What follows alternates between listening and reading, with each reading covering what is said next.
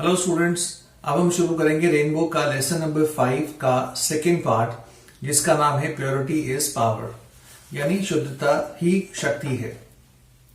Purity is strength. Swami Vivekananda ने कहा है कि शुद्धता ही ताकत है, शक्ति है। We want purity, pure food, pure water, pure air. We long for pure surroundings. हमें शुद्धता चाहिए, शुद्ध भोजन, शुद्ध पानी, शुद्ध हवा, और हम आसपास के माहौल में भी शुद्धता चाहते हैं। We yearn for pure heart and pure love. और हमारे मन की इच्छा होती है कि हमें सच्चा प्यार मिले, सच्चा हृदय मिले हमें। We prefer pure environment and pure society. और हम शुद्ध वातावरण और शुद्ध समाज की चाह रखते हैं, अपेक्षा रखते हैं। We are fond of purity because purity promotes health. ये इंपॉर्टेंट है। हम प्योरिटी क्यों चाहते हैं? क्योंकि प्योरिटी से, शुद्धता से ही हेल्थ, स्वास्थ्य में इजाफा होता है, बढ़ावा होता है उसमें। Impurities are injurious to health. अशुद्धताएं हमारे स्वास्थ्य के लिए हानिकारक है, इंजूरियस है। Purity provides peace of mind, impurities impair the mind. शुद्धता मानसिक शांति प्रदान करती है और अशुद्धता हमारे दिमाग को बाधित करती है, उसके विकास में बाधाएं उत्पन्न करती हैं। Both for bodily health and mental health we need purity.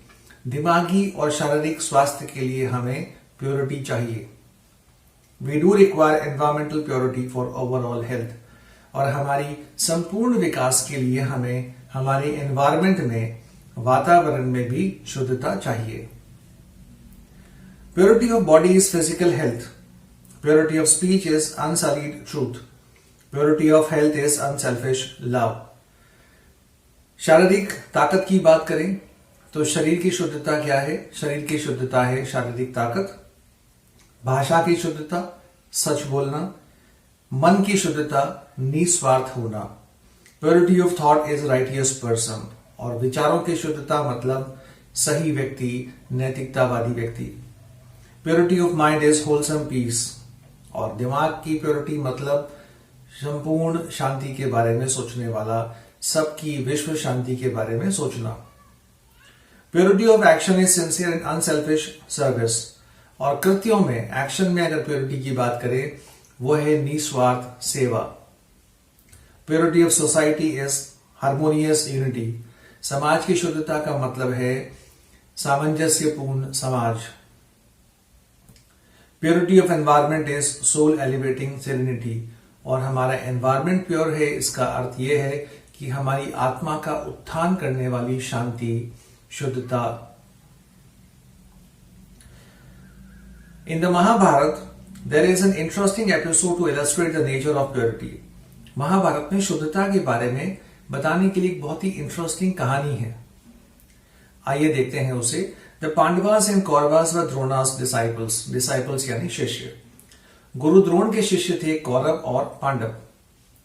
They were once summoned by the preceptor Drona for a test.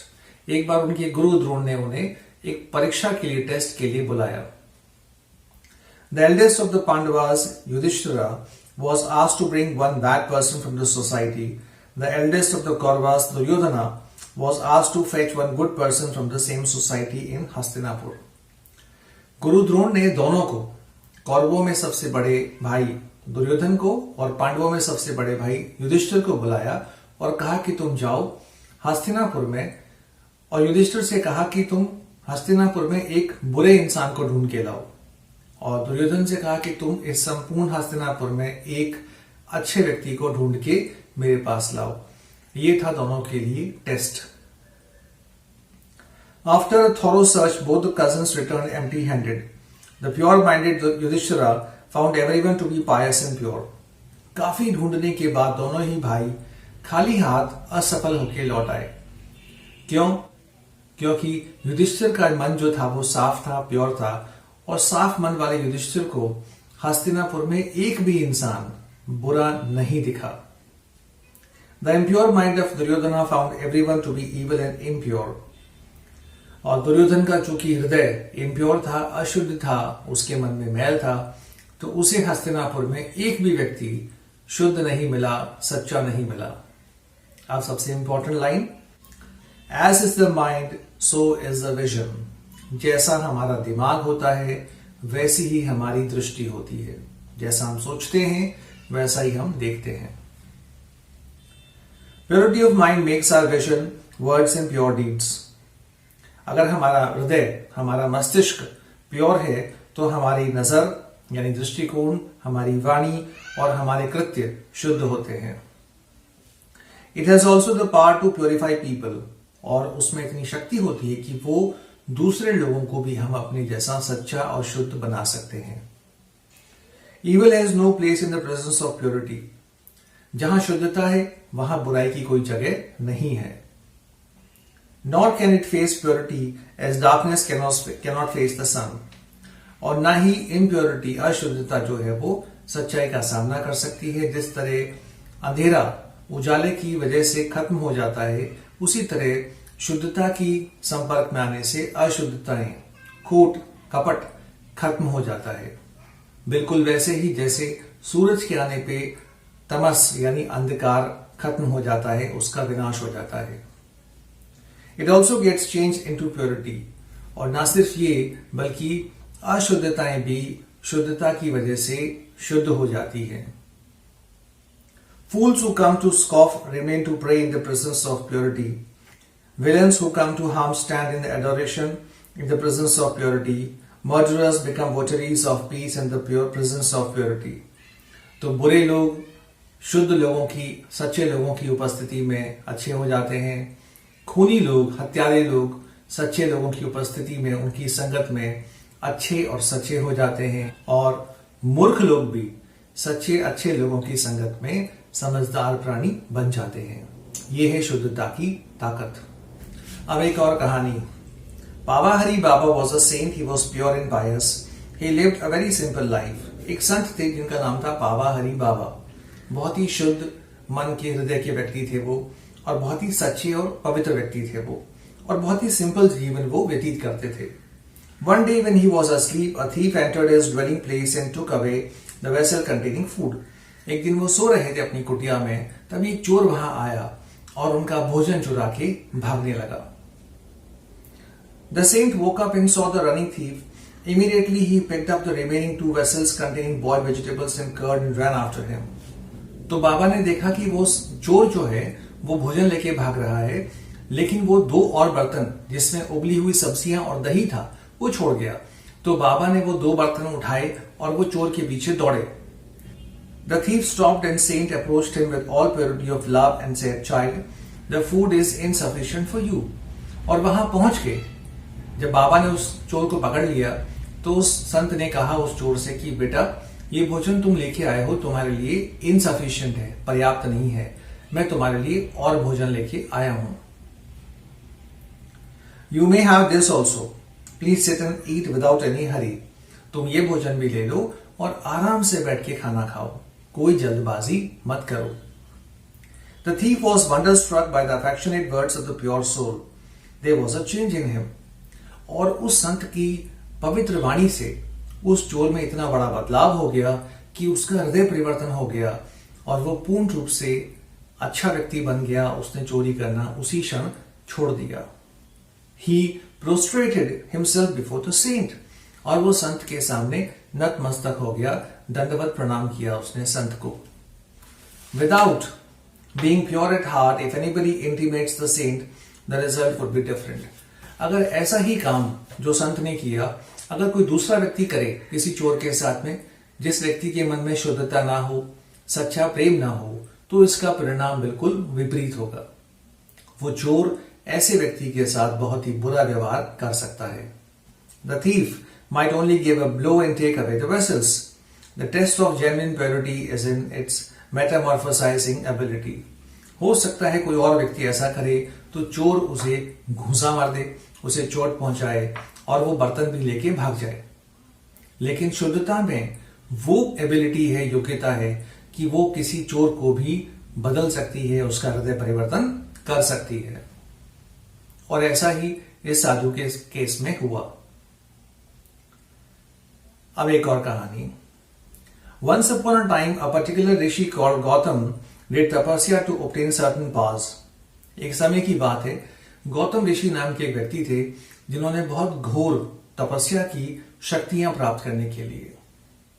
For several days, months and years he observed rigorous austerities. कई दिनों तक, सप्ताह तक, महीनों तक, वर्षों तक उन्होंने कठिन तपस्या की, कठोर तपस्या की ताकि उन्हें अद्भुत शक्तियां प्राप्त हो सके. He did not eat or drink. He stood on a single foot. He controlled the senses. He meditated on the chosen deity. और एक ही ईश्वर का ध्यान लगाते हुए उन्होंने इतने वर्षों तक न कुछ खाया, न जल ग्रहण किया, एक पैर पे खड़े होकर उन्होंने कठोर तपस्या की अपने इष्ट देवता की. One day in the morning he went to the river for a holy dip. On the bank of the river there was a tree. एक दिन वो नदी के समीप, नदी के किनारे पहुंचे, उसमें स्नान करने के लिए. वहीं नदी के किनारे एक पेड़ था. The branches of the trees were outstretching towards the river. A crane was seated among the branches. उस पेड़ की टहनियां नदी के ऊपर तक आई हुई थी और वहीं एक सारस बैठा हुआ था उन टहनियों के ऊपर, और वहीं नीचे उस नदी के अंदर किनारे पे साधु डुबकी लगा रहे थे. When Gautam was in neck deep water, facing towards the sun with an austere mind, the droppings of the crane fell on his head. जब गौतम ऋषि नदी में डुबकी लगा रहे थे और सिर्फ उनका सिर न पानी के ऊपर था, वो सूर्य देव को याद कर रहे थे, तभी ऊपर बैठे उस क्रेन ने, उस सारस पक्षी ने उनके ऊपर शिट कर दी. He felt disturbed, annoyed. He looked at the bird with anger. इससे ऋषि डिस्टर्ब हो गए, उन्हें क्रोध आ गया और उन्होंने क्रोध से उस पक्षी की ओर देखा. The next moment the bird fell dead. अगले ही पल जैसे ही ऋषि ने उस पक्षी को क्रोध से देखा, उसी क्षण वो पक्षी मर गया. The rishi was happy because he had obtained the power to kill a bird by his very gaze. ऋषि इस बात को देखकर बहुत प्रसन्न हुए मानी मन कि उन्होंने सिर्फ क्रोध से उस पक्षी को देखा ही था और उसके प्राण पखेरु उड़ गए, यानी मेरी तपस्या की शक्तियां मुझे प्राप्त हो चुकी हैं. तो मनी मन ऋषि बहुत ज्यादा प्रसन्न हुए. After a while he went to the nearby village for food. He stood before a house and sought alms from the housewife. कुछ देर के बाद वो पास के ही गांव में गए भिक्षा मांगने के लिए और एक घर के बाहर खड़े हुए वो भिक्षा प्राप्त करने का इंतजार करने लगे. अंदर एक गृहिणी थी जो काम में बिजी थी. She was busy doing her domestic chores. Gautam waited for a few minutes. He was annoyed with her for the delay in responding to his call for भिक्षा. वो लेडी अपनी घरेलू काम में बिजी थी, उस वजह से गौतम ऋषि को वहां थोड़ा प्रतीक्षा करनी पड़ी और बार बार भिक्षा के लिए कहने पर भी उस औरत ने उनको भिक्षा नहीं दी. इससे ऋषि को क्रोध आ गया. The lady came, looked at him gently and said, Sir, I am not a crane to be killed by your stare. Sorry for the delay. I was serving my husband and feeding my children. महिला बाहर आई, ऋषि को क्रोध में देखा और उस महिला ने कहा कि ऋषिवर, मुझे क्षमा करें. वैसे तो मैं कोई सारस पक्षी नहीं हूं कि आप क्रोध से मुझे देखेंगे और मैं भस्म हो जाऊंगी या मेरे प्राण निकल जाएंगे. मैं बिजी थी, क्षमा प्रार्थी हूं, क्योंकि मैं गृहिणी हूं, तो मैं अपनी पति की सेवा कर रही थी और अपने बच्चों को भोजन खिला रही थी. Please accept the food. The rishi was shocked. उस महिला ने कहा, क्षमा करें, लीजिए भिक्षा ग्रहण करें. ये सुन के ऋषि शॉक्ड हो गए, भौचक्के रह गए. He could not know how she was able to learn about the crane which died only a short while ago. The lady further said, Sir, don't be surprised. I'm a humble housewife. If you want to know more about tapasya and the attainment of powers, please go to a particular person whose address I shall give. Saying so, she gave him the address. उस महिला ने कहा कि आप इतने भौचक्के मत रहिए, चौंकने की आवश्यकता नहीं है. मैं तो एक सिंपल गृहिणी हूं. अगर आपको ये जानना है कि तपस्या क्या होती है, तपस्या से प्राप्त शक्तियां क्या होती है, तो आप एक फला व्यक्ति के पास जाइए. मैं आपको उसका एड्रेस दे देती हूं. आप वहां जाके देखिए कि तपस्या क्या है और उसकी शक्तियां क्या होती है. ऋषि इस बात से भौचक्का था कि इस महिला को कैसे मालूम चला कि मैंने उस पक्षी को क्रोध की दृष्टि से ही जला के भस्म कर दिया. इसके पास वो शक्तियां कहां से आई, ये तो एक सिंपल हाउसवाइफ है। Humbled and crestfallen, the rishi went as directed.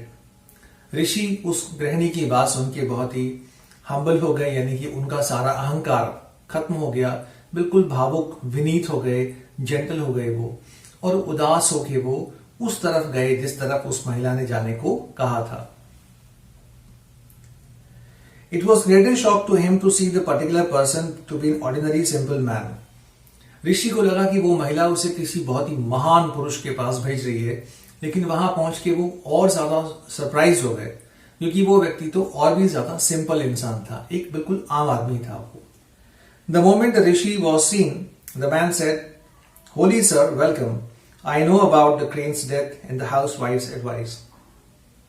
ऋषि को जैसे ही उस व्यक्ति ने देखा, उसने कहा कि हे संत, हे शुद्ध महापुरुष, आइए, मैं जानता हूं उस महिला के बारे में और उस सारस पक्षी के बारे में जो आपकी क्रोध की दृष्टि से मर गया।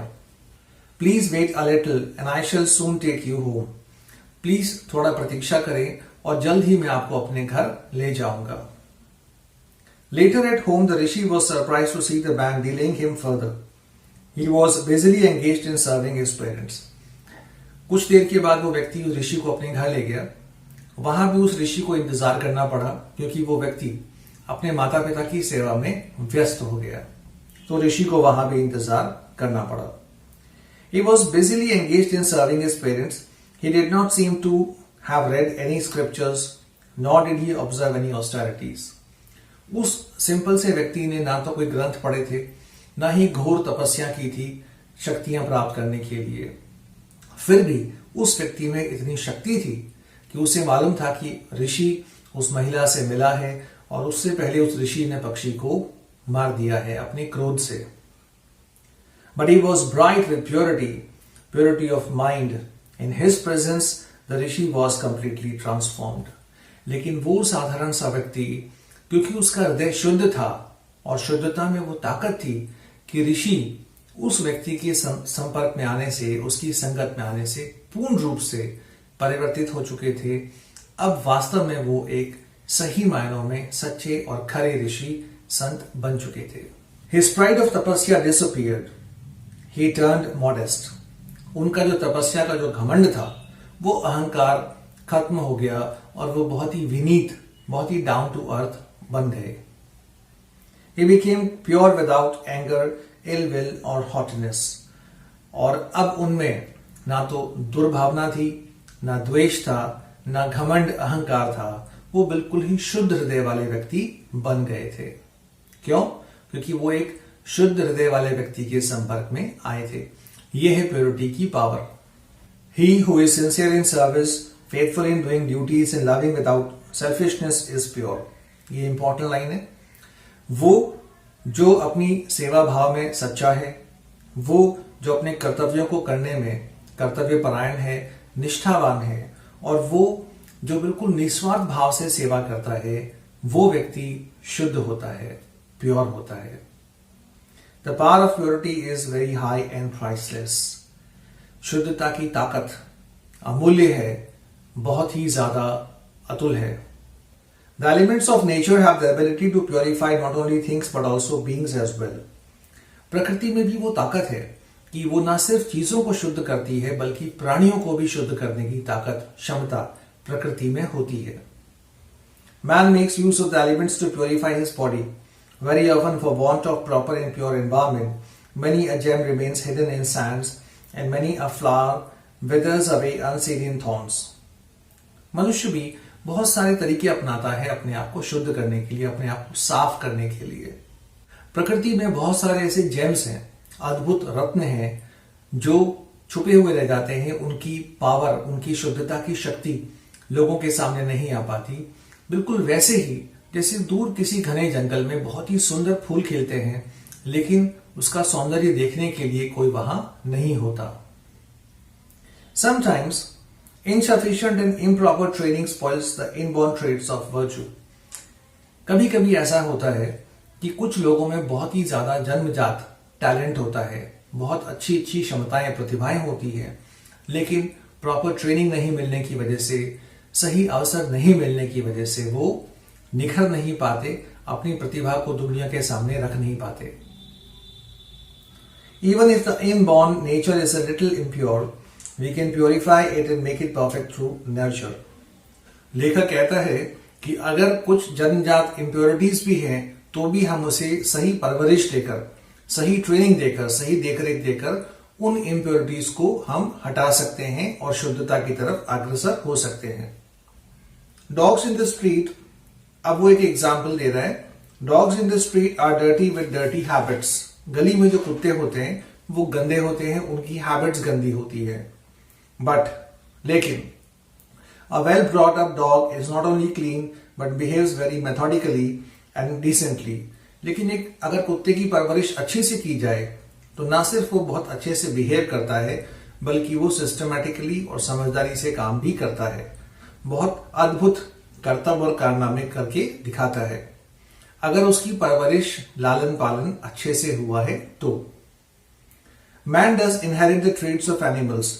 इसी प्रकार मनुष्य भी एक प्राणी है, जानवर है, और उसमें भी जानवरों के ही लक्षण होते हैं। But through training he becomes man.